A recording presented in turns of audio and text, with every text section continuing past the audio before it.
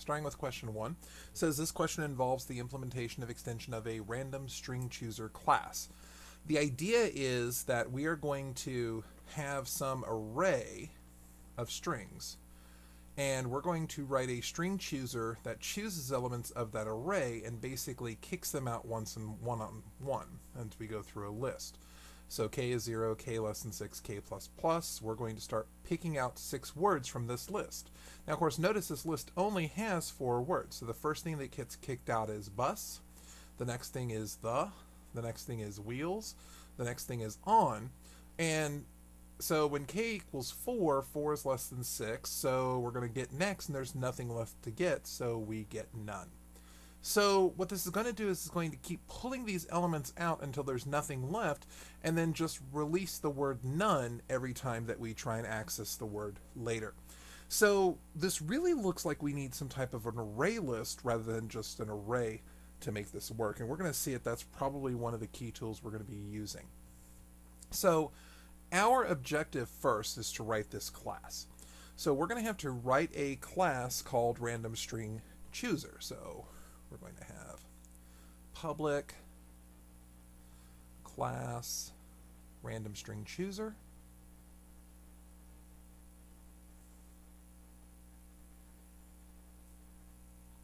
And as I mentioned, we're going to have some private data, and this private data most likely will end up being an array list. So I'm going to say private list of type string, and I'm going to go ahead and call this my words. And so I'm going to be adding all of the elements of the string when we get our constructor. So we're going to have our constructor now. So public random string chooser. With one parameter, we're going to have a string array of words. Now, it really doesn't matter how we put these elements into our array list. All that really matters is that we get them all in. So first thing I'm going to do is instantiate this variable. So I'm going to say that my words is going to get a new array list of type string.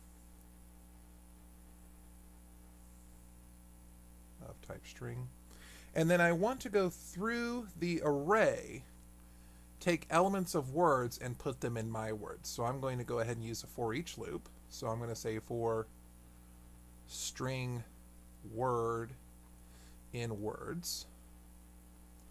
And I'm going to say my words dot add words.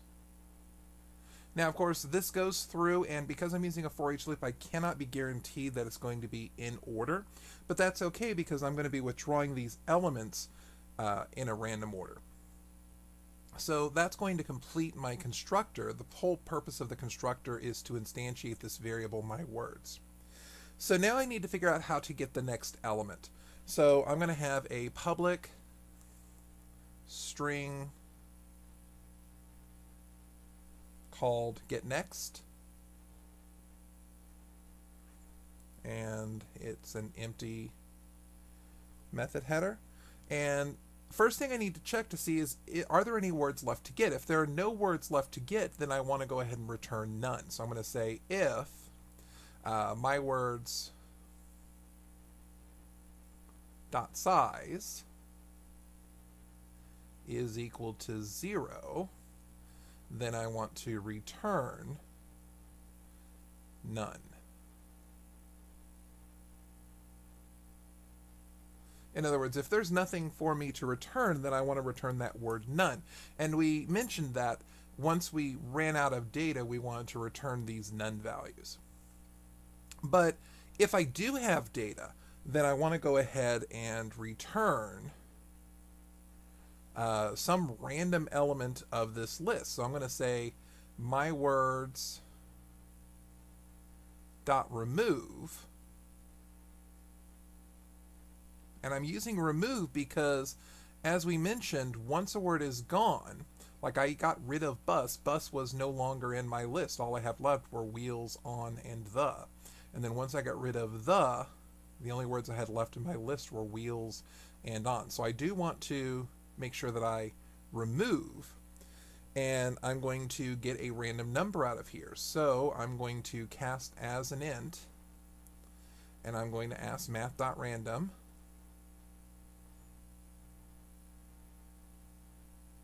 to give me a random number, and I'm going to multiply that times my words.size. My words.size. And of course, the idea is that every time that I remove an element from this list, my words.size gets smaller, and I've got fewer and fewer random numbers to choose from until eventually my words.size is 0, and I'm going to be returning nothing.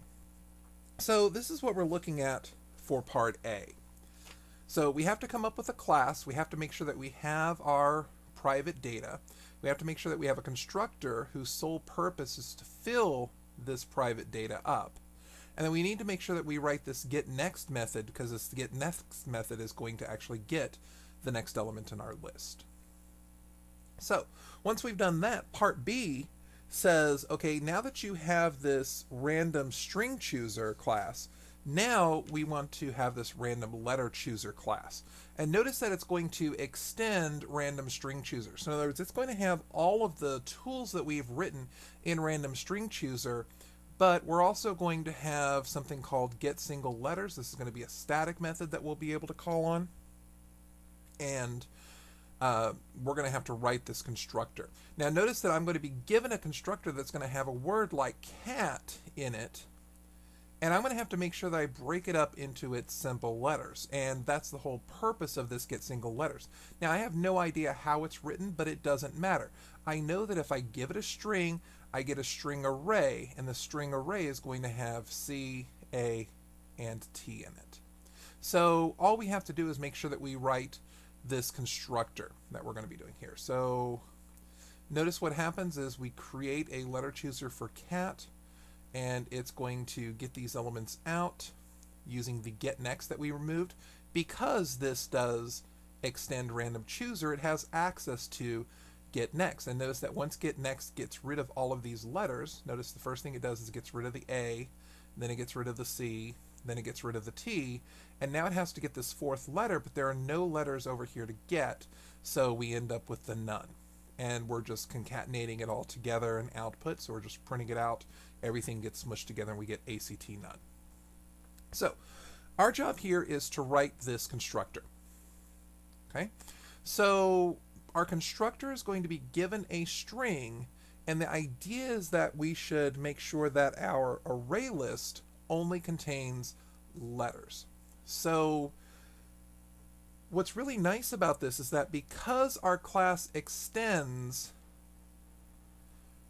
random string chooser,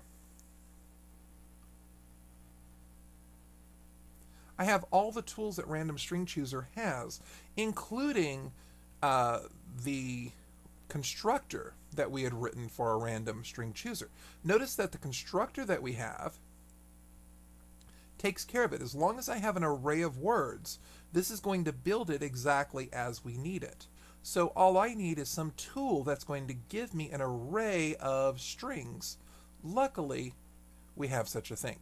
We have this method called getSingleLetters that'll take any word and is going to return a string array for me. So all I need to do is call on the constructor for random string chooser, and I can do that by using the super keyword. Now the parameter that I'm going to put here has to be an array. Remember, going back to our page here, that our constructor was expecting an array of words.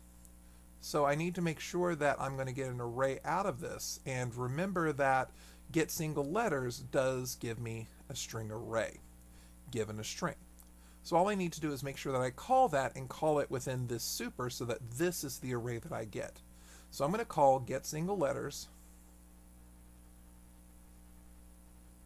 on whatever str happens to be. And that's it. It's a one-line optimum code, so it works really, really well. All right, so that's question number 1.